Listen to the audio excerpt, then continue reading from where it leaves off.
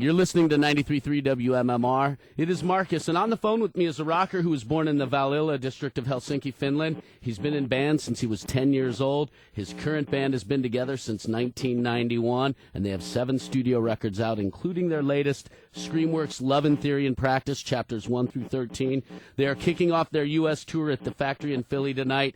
It is my pleasure to welcome to you the lead vocalist of him, Ville Valo. Ville, thanks a lot for taking time to chat. A pleasure, sir. The only thing you forgot to mention is that I've done everything in the list, and I'm only 33. I didn't know if you were shy about your age or not. I didn't know if it was appropriate to mention the age or not. To be honest with you, I don't know either. I'm not sure whether you should be talking about age when you're a musician or not, but occasionally it feels kind of random that we've actually we've achieved a lot with the band, considering. You've been playing music since you were 10 years old, so... Well, so have the rest of the guys. Yeah. You know, we played in different bands together before we formed him. I played drums with a band that had Linde, a guitar player on guitars and stuff like that. So we knew of each other, and we knew each other, and have played together too. How did you guys all come together to form him in 1991? I guess it was one of the things that the school didn't really suit us, or we didn't feel that there was anything that we really wanted to study. You can't study rock and roll.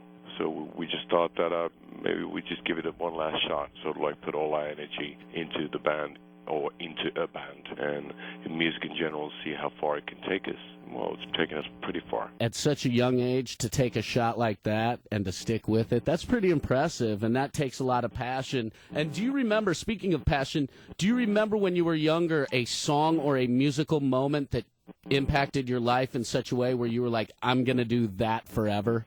Not really. I never made a decision in my mind that I want to become a musician or that it's something I definitely want to do till the day I die. There's been a lot of songs I loved, like we're hearing, Jane's Addiction's Ritual de la Habitual for the first time, or listening to Soundgarden or Alice in Chains. I was into a lot of grungy things in the early 90s, or Bad Brains. I wouldn't say that there was one. There was a lot of songs around. I've always been liking different kinds of music, so I like the poppy 80s stuff, like Madonna's Live to Tell was a big song for me, and some Duran Duran songs and Aha songs. And then on the other hand, it was like Wasp and Twisted Sister, Iron Maiden, bands like that. I was always trying to listen to all kinds of stuff, and it all had an influence on what we're doing today. Your latest album is called Screamworks, Love in Theory and Practice, chapters 1 through 13. How did you develop the concept for the album? How did you come up with the title, and why did you put it together the way you did? Well, the titles just happened. We've always had a bit of a yin and yang vibe in the title. We've had Dark Light and Greatest Love Songs Volume 666 and Razor Blade Romance and all that stuff. So there's always been the dark element and then the light element. And with Screamworks, I wanted to bring those two things closer together, talk about the title of the album. It was just, everybody should know Edward Monk's great painting, The Scream.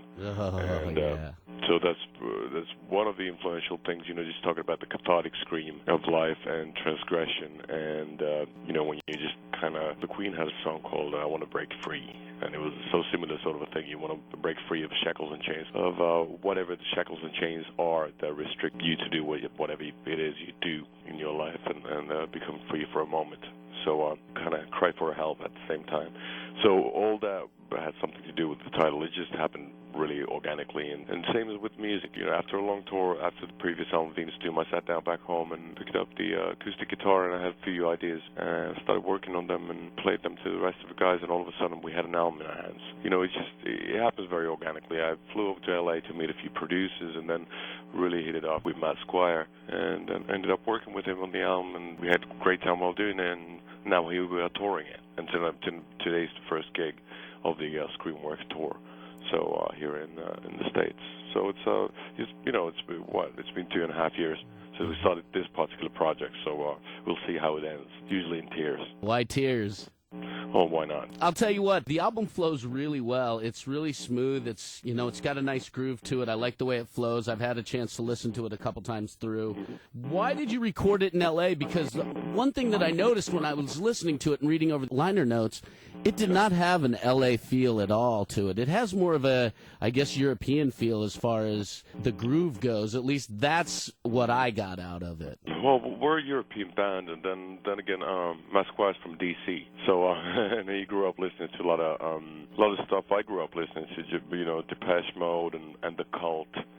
And, well, then again, Guns N' Roses and a lot of American stuff, too. But as a producer, he knows his European stuff really well. And it's tough to say. It's probably 50-50 between U.S. influences and European influences. So I think it all plays part. It's nothing that we would sit around a table before an album is made and make decisions, like have board meetings that, we want the album to have a European feel or we want it to have a Californian feel or whatever. It's something you can't decide beforehand. And, I wrote the songs back on tour and then in Helsinki, where I live, and we recorded it in California. So maybe there's some kind of like a mixture of a bit of the California sunshine than the kind of doom and gloom of Helsinki. Is it really that dark and gloomy in Helsinki? Yeah, it is.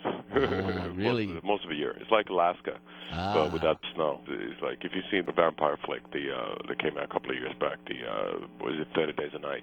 That's how it is in the middle of winter. So the sun doesn't come up at all, and then during the middle of the summer, the sun doesn't go down at all. So it's all like 24 hours of light. Makes for some interesting parties, I'm sure. It does.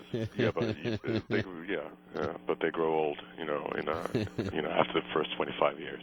Yeah. So your first single that you released is Heart Killer. We're playing it. Could you tell us how that song came to be? Was there an influence? Was there an incident that occurred that maybe got the trigger going or got the ball rolling for you to write that song? It's always like a piece in a puzzle for me, more or less. I might have pieces or bits and bobs of the puzzle somewhere in my drawer for years, and it just takes that last little push for it to actually become whole. After I met Matt Squires, I wrote the chorus in Los Angeles, in the room 332 in the Sons of Marquee. And then the guitar riff I wrote back home. And we just put it together a couple of weeks before we actually entered the studio. And occasionally working on a song, it just happens super fast. I had a great muse. I had a great person to write that song for.